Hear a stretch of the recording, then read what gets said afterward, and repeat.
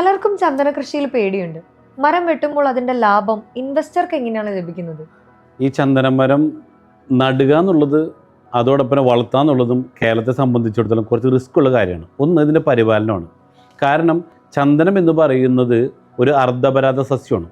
ഒറ്റയ്ക്ക് വെള്ളം വളവോ വലിച്ചെടുക്കാനുള്ള കഴിവ് ചന്ദന തൈകൾക്കില്ല. അതുകൊണ്ട് തന്നെ ഒരു ഹോസ്റ്റ് പ്ലാന്റിൻ്റെ സഹായത്തോട് കൂടിയിട്ടാണ് ഇവ വളരണത്. അപ്പോൾ ആദ്യം ചീര വെച്ച് കൊടുക്കും. കുറച്ച് കഴിയുമ്പോൾ ചീരയുടെ വേര് പറ്റാതെ വരുമ്പോഴാണ് അടുത്തത് തുവരപ്പയറാണ്. അത് കഴിയുമ്പോൾ അടുത്ത സ്റ്റേജിലേക്ക് നമ്മൾ ശീമക്കൊന്ന, അങ്ങനെ ഘട്ടം ഘട്ടമായിട്ട് പല ചെടികളുടെയും സഹായത്തോട് കൂടിയിട്ടാണ് ചന്ദനമരം വളരുന്നത്. അതുകൊണ്ട് ഇതിൻ്റെ പരിപാലനം കുറച്ച് ബുദ്ധിമുട്ടാണ്. ഇനി ഇത്ര റിസ്ക് എടുത്ത് വളർത്തിയാൽ തന്നെ അടുത്ത പ്രശ്നം വലുതായി കഴിഞ്ഞാൽ വീരപ്പൻ്റെ പിൻഗാമികളുടെ ഉണ്ട്, അവർ വന്ന് ഇത് മുറിച്ചുകൊണ്ടും പോകും.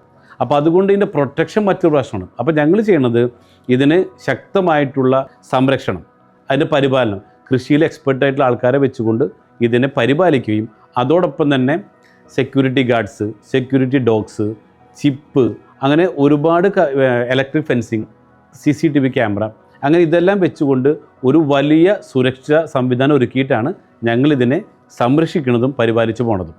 അപ്പോൾ അതുകൊണ്ട് തന്നെ ഇത് നിക്ഷേപകരെ സംബന്ധിച്ചിടത്തോളം 100% ഇതിൻ്റെ പ്രോഫിറ്റ് പ്രതീക്ഷിക്കാവുന്ന ഒന്ന് തന്നെയാണ്.